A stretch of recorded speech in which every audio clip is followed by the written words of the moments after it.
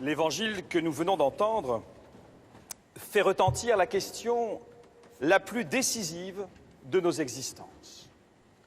Que dois-je faire pour avoir part à la vie éternelle? Cette question ne va pas de soi.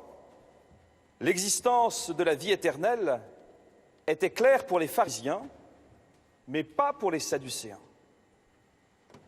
Dans cette question, il y a déjà un lien essentiel. Que dois-je faire pour avoir part à la vie éternelle? Non pas que dois-je penser, non pas à quel groupe religieux dois-je adhérer, mais que dois-je faire très concrètement dans mon existence? Jésus commence par renvoyer à la loi, cette loi centrée sur l'amour de Dieu et sur l'amour du prochain. Cette loi que Jésus vient porter à son achèvement. Nous sommes ici à un point central d'articulation entre la première et la nouvelle alliance. Il s'agit de passer de l'amour de la loi à la loi d'amour, à partir d'une question décisive: qui est mon prochain? Voilà une question qui pourrait nous sembler banale. Or, c'est la nouveauté révolutionnaire de l'Évangile que de mettre sur le même plan le commandement de l'amour de Dieu et le commandement de l'amour du prochain. On ne sert pas Dieu dans le temple si on ne le sert pas également dans le quotidien de notre vie. À bien des égards, le prêtre et le lévite sont ici esclaves de la loi. Nous avons toujours le danger d'idolâtrer les actes de religion en perdant de vue ce qu'ils signifient en vérité. Ce n'est jamais le culte pour le culte, c'est l'accueil de la présence du Seigneur, venant transformer mon cœur de la manière la plus profonde. Il s'agit de passer des actes pour Dieu aux actes de Dieu. Ce Samaritain, c'est le symbole même de l'hérétique et de l'ennemi. Et c'est lui qui va se révéler libre pour aimer. La persuasion de posséder la vérité durcit fréquemment les cœurs.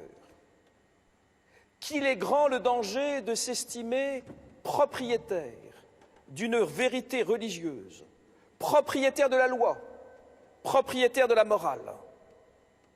Quelle est redoutable la loi qui nous conduit à regarder les autres avec un regard de jugement ou de condamnation. Qu'il est magnifique cet évangile qui nous invite d'abord et avant tout à entrer dans le regard du Christ sur chacun de ceux qui nous sont donnés pour frères. Il s'agit de se pencher vers l'autre pour le mettre debout. Qui est mon prochain?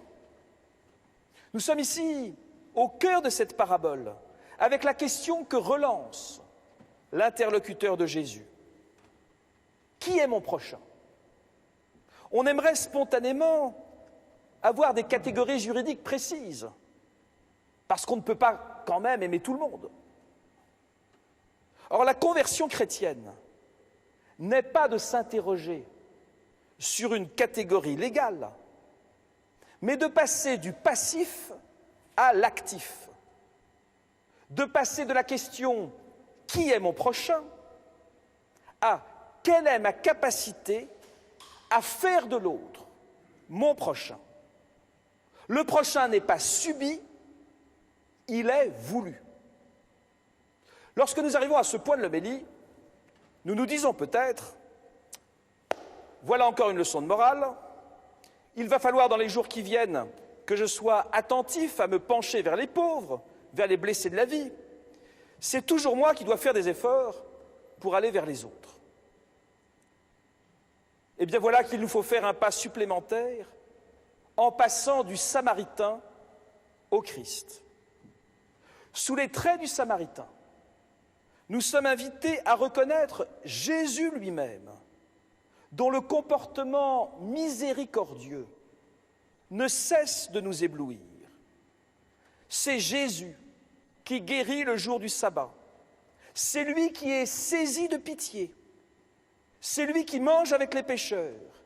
C'est lui qui est ému aux entrailles. Eh bien, mes amis, la révolution de cet évangile, c'est de réaliser que c'est moi qui suis ce blessé sur le bord de la route et que c'est Jésus qui s'approche de moi pour venir me sauver.